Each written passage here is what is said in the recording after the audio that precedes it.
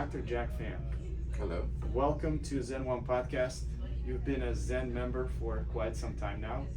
And I do like to interview our doctors because there's something special about people that join the platform and then give us the chance and they work with us and provide the feedback. And you're probably like number 5 or number 6 user on the new platform. And so I really wanted to get your ideas and maybe your life story on Zen podcast. And I wanted to start, so you have a practice here in Austin. Yes.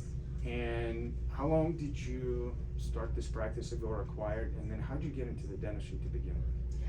Well, I started the practice back in 2016, but before then I was working at this location since 2013, since I moved to Austin. So all in all, I've been in this place, well, about 10 years now. Wow. And then you said you moved here to Austin, right? Mm-hmm. In 2013.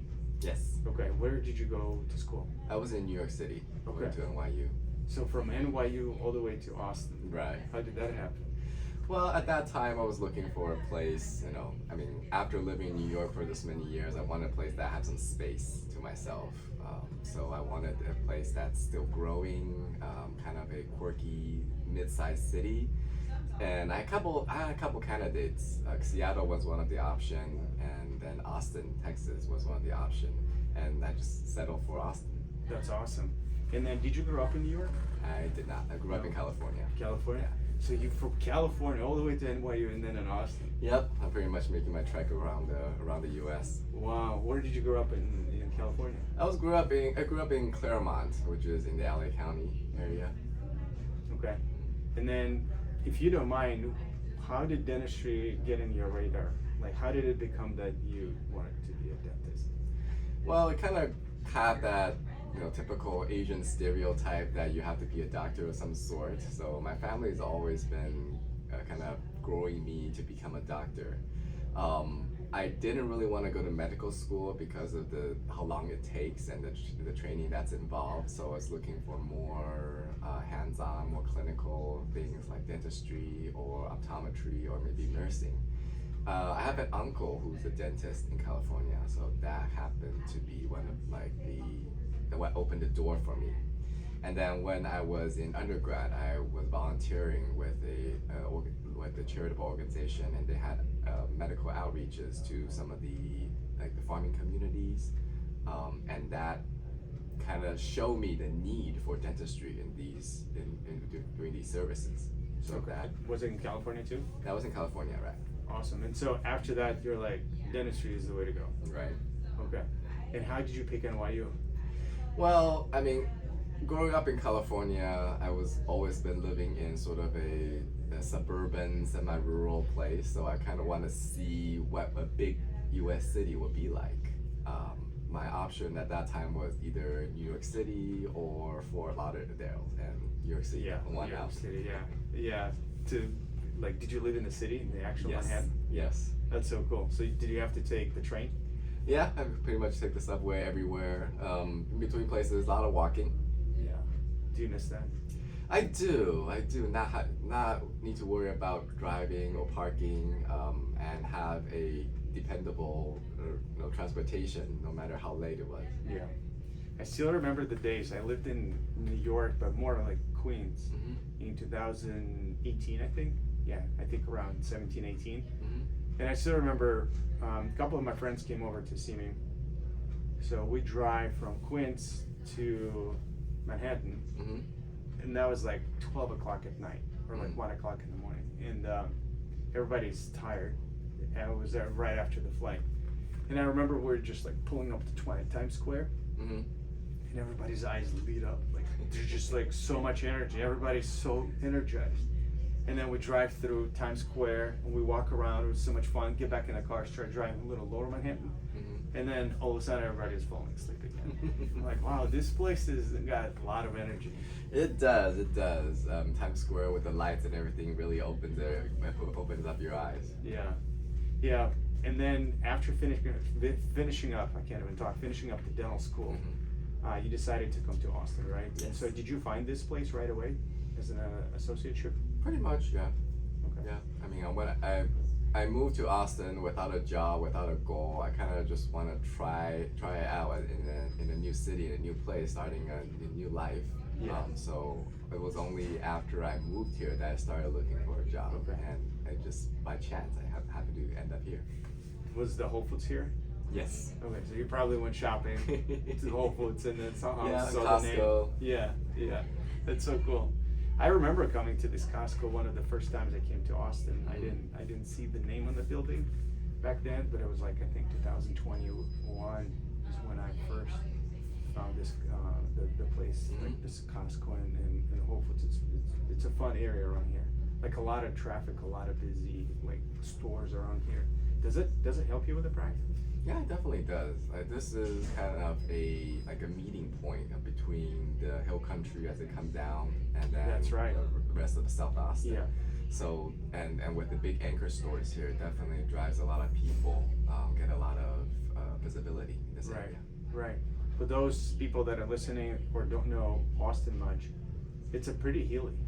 Yep. Right. So that what makes Austin unique is I wouldn't call them mountains, but there are a lot of hills here. Yep, there's a lot of hills, and then the river kind of separates the city into two. Yeah, and for people like me from Chicago, when they basically divided the river into three parts: Lake Travis, Lake Austin, Lake Lady Bird. But it's the same Colorado River with like 3 or 4 dams in between. And when I look at it and they call it a lake, I'm like, guys, Lake Michigan is the lake, right? So like this is not a lake. But okay, this is just a little tangent. I'm curious. How old were you when you purchased this practice? Let's see. I purchased a practice when I was around, I would say like 32. How was it? It was a shocking experience. Kind of, I mean, thinking about it, like thinking back, it was definitely an unnerving experience. You know, at that time, at that age, buying a business and then owing a big load of loan money to the bank, and then trying to make it work, make it, make you basically trying to survive. So. Right. You probably had a student loan. Yes. I still do. Probably in the range of hundreds. Yes. Okay. And then buying this in the range of hundreds. Mm-hmm. Or actually buying this in the 300s. Yeah. So that's probably one of the biggest questions that a lot of people have in their mind, especially dental students, is like, how am I gonna like swallow all that, right? So you have the student debt, you have all this stuff, and a lot of people do talk about private practice ownership being so much fun, but a lot of dentists, especially right out of the school, will be forced to go to the DSOs. Not that it's bad or wrong, it's just it's just another option. When you made that decision to buy this practice, like what drove you? Like with all the fears, but why did you pursue that opportunity? Well, ultimately, I wanted a place of my own, something I can call my office, my business.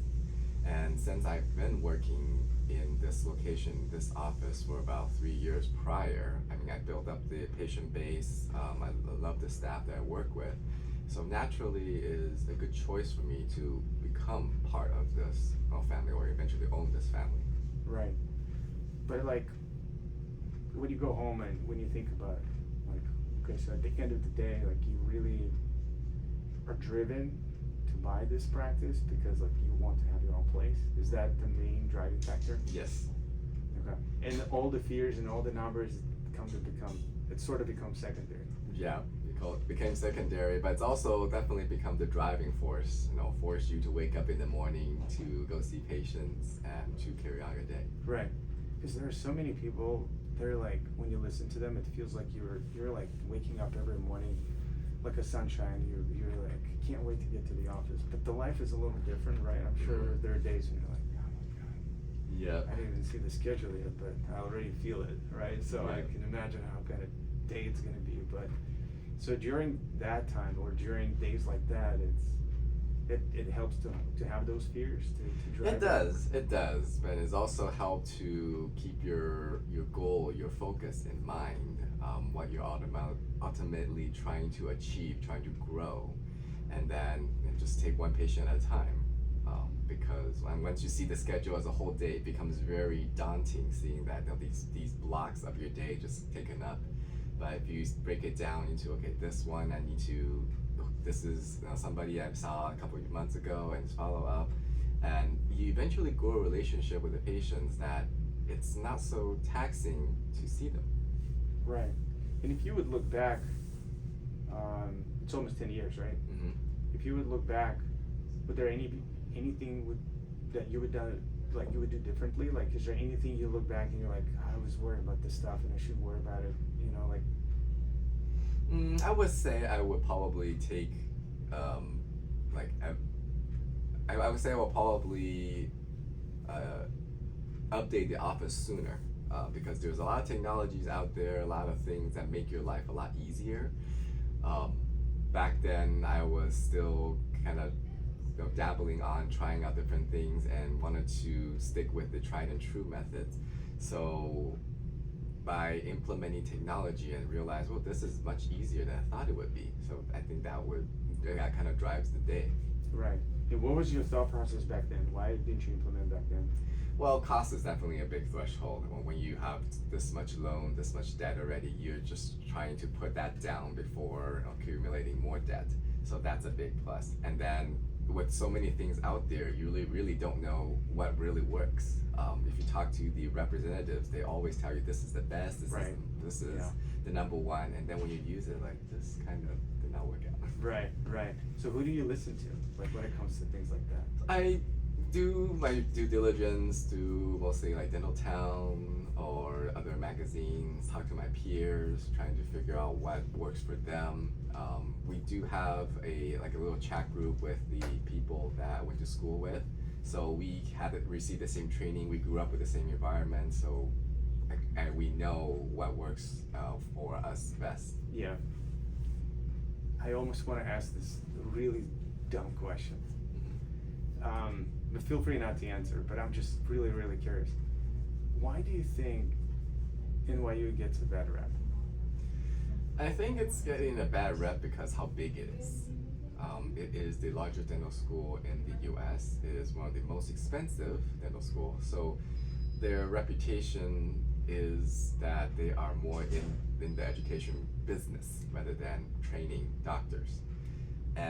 But that's also due to where it is, and the location also gives it a very special advantage that you have an endless amount of patients, and so you go through your years seeing your dental school years seeing a lot more, getting exposed to a lot more things and cases than I would be, other places would be able to. Yeah. So do you think it's wrong that people get that impression of NYU, or there's some truth to that? I think there's definitely some truth to that. I mean, when you're managing a school this big, individual students sometimes become secondary, and then they feel like they're just a number in the system. Right. Interesting.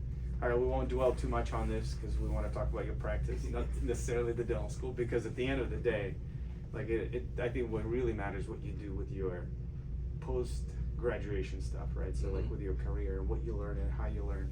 But why do you think, sometimes I wonder, you seem like, especially when you touch on the subject of technology, there are people when they graduate, they feel like they're done with education, right? And they just go in their practice and they go about their day. But then I see you and a couple other our doctors on Zen, and it's always like trying new, like we have this office that they've tried everything, every single implant company, right? They've tried all these different composites, they've tried all these different things, photona laser, this and that, and the PRF or whatever it's called with the blood stuff, they've got it all, right? And then some people just don't. And why do you think that's the case? It also depends on your personal comfort level and what you want to do. I try to gear my office to be a one-stop shop for everyone. So I like to dabble on different techniques, different things. I know there are doctors who hate doing fillings, so they would focus more on crowns and things like that. But for me, the use of technology, it really opened my eyes to the possibility of dentistry, of things that used to be very difficult to do. With the help of technology, that makes it a lot easier to achieve. And if it's easier for you to do, it becomes more enjoyable. Right. Can you give me an example? well, I used to hate taking impressions, for whether it is for crowns or for dentures and things like that. But with the help of digital oral scanners, it becomes much easier. And if one doesn't work, rescan. It takes you 5-10 minutes. Versus before, you have to get all these different alginate materials and then mix it and then get messy and clean them up. Right. Yeah. So definitely that makes things a lot easier. That's awesome. Do you use that to promote dentistry in your office? Like, do you talk to patients about it, that you've got all this technology? Or this becomes more like how you do things, not necessarily how you, quote unquote, sell things? Yeah, I mean, my view on technology is that it helps me do what I needed to do to achieve the result. So I don't particularly use it to promote to patients, because we use this, we have this. But from their experience, when they see what we have, these advances, and they're no longer gagging on impression materials, they have a good experience, and then they talk to their friends, and naturally it becomes a self-promoting factor. Right. That's pretty cool. I want to take a little tangent. You mentioned that you have a chat group with your friends. Mm-hmm. Are any of them working for a DSO? They are, yes. Okay. Is there a moment that when you guys share stuff between each other and you think to yourself, like, man, I'm so happy I have my own office? Yes. Like, yes. Does it happen? It happens. In what, do you have an example? Well, I mean, when you're working for a DSO, a lot of times you're driven by the numbers. Their managers make you work, make you do things, and there could be conflicting ideas on the treatment plan or what is best in the situation. And having your own practice means I get to make the call. If I'm not comfortable doing that, I'm not doing it, and you can't make me do it. Right. And then also when it comes to vacation planning, having your own office definitely helps. Right. I've known you for a little bit, but I think you've been to so many vacations that I'm like, this is so cool. Like, that's so awesome. How do you plan that? Like, do you plan ahead of time? It's in your schedule? Usually I do. I mean, I minimum plan my vacation 6 months to a year in advance. Okay. Just so that I can get it on the books, so that it doesn't conflict with the things that I'm doing. Right. Do you plan it together with the conferences or continuing education that you need to do, or these are like separate things? They're separate. Okay. Because I know some people call it vacation, but they go and take seasons. Right. Yeah. Yeah, I've done that before, and then I figure when I'm on vacation, and the last thing I want to think about is dentistry. Right. I mean, I think about it day in, day out, every day. So having a break from that and focus on living your life, I think that's more important. Right. I like to ask this question when the day is over. I mean, in dentistry, especially if it's not a startup, it's like it's pretty stable, right? Like once you get to a certain point, you have the equal amount of patients each month, right? Except September. Then you got some stuff like that's pretty evenly spread out throughout the year. My question is, when you get in a car and you drive home, what is the first thing you do? The first thing I do when I get home is Get in a car. Okay, in the car, yes. So you like close the door if you're the last one. If not, you just walk out of the practice. You like get in a car. What's the first thing you do? Well, the first thought in my mind is, should I go to the gym or should I go home? Should I go exercise or not? But what's the ratio? I would say about 70-30. 70 of times I end up going home, and 30% 30% of the gym. Yeah. It's not bad. It's not bad. It's a good start. But is there a thought process that you have, like, yeah, it was a great day? Like you go over the cases that you did, or you just like it's done and done? Definitely. There are days that you feel great, like you did so many things today and it worked out. That crown just dropped in, like you didn't do adjustments or anything, and just cemented all as well. There are certain days where you close the door to your car and realize what was going on, what happened today? Like, why is everything just not going your way? And it happens. Yeah. Do you have like a mental conversation or like mental framework that you're like, if that happens, like, cause I mean, I always think about it too. It's like there are days when like just phenomenal, everything is great, the team is on point, and there are days when it's not. And a lot of times I realize like nothing changed, it's me, right? So it's just something happened, and it's not like I lost the skills or I lost the ability to do certain things, but it just wasn't the day. And then like I have a little framework when I get in a car, and I would either have a very specific book that I would want to listen. so that it snaps me back into the right mode, or sometimes just a song or music, or I would look at the pictures of my kids and stuff. And so, like, is there anything that you have similar to help you get back into like the quote unquote normal versus being Yeah. the Yeah, I think one of on those days when nothing's going right, nothing's going well, and then I go home, I just kind of turn down the lights, light a candle, and then just listen to the music. I kind of drown myself in the moment so I can de-stress, forget about what happened today, and then not constantly dwelling on it. right? When it's only after that I feel like I'm rested, I'm recharged, then I go and review. Okay, so what can I do better? What can I improve? And what I may need to change in my approach. Yeah. And there are days when we get home and it's like 2 bottles of wine. Yeah. Right. Yeah. You just gotta do it. Yeah, that's amazing. How do you see yourself in 5 years? Like when you think about this practice, do you have aspirations to open more? Do you have aspirations to continue building this practice? Just like, how do you think about the future? This is part I'm still on the cusp of. I haven't quite decided on what direction I want to take. In 5 years, though, I definitely want to have someone helping me with the patient load. Our office is constantly growing. Austin is constantly growing, so we need more hands. But as to whether I want more location or associates, that I haven't quite decided yet. Interesting. You still got time. Hopefully. Yeah. What aspect of private practice ownership, besides the things that we've talked about, you control your own procedures, the clinical, you control, pretty much a lot of things that you control. Is there anything else that you're like, I wish more people would have done it to own their own practices? Or do you think there's like not, certain personalities cannot own their practices? Have you ever think about it? Yeah. Thought about it? Yeah. I feel like private practice is not for everyone, to be honest. You need to be able to deal with multiple things at once, not just the clinical side. There's also the business side. There's also, trying to grow. So eventually you're your own company. You have the service that you're providing, but you also have the people that you need to manage, and then you have marketing to be concerned about. And recently, because I just renewed the lease, I have legal stuff I need to worry about. So there's different aspects of running your own business, and I'm sure that's with any business as well. It's not just doing one thing. And so I think to be able to deal with these different aspects and having a mindset that you're able to be open to other people's opinions, suggestions, I think that's helpful. Right. And some people, like I have friends that just didn't want to deal with all that, so they'd rather stay with a DSO or working as an associate. Okay, that makes sense, and I do think that too. Is we've had a couple discussions in the past.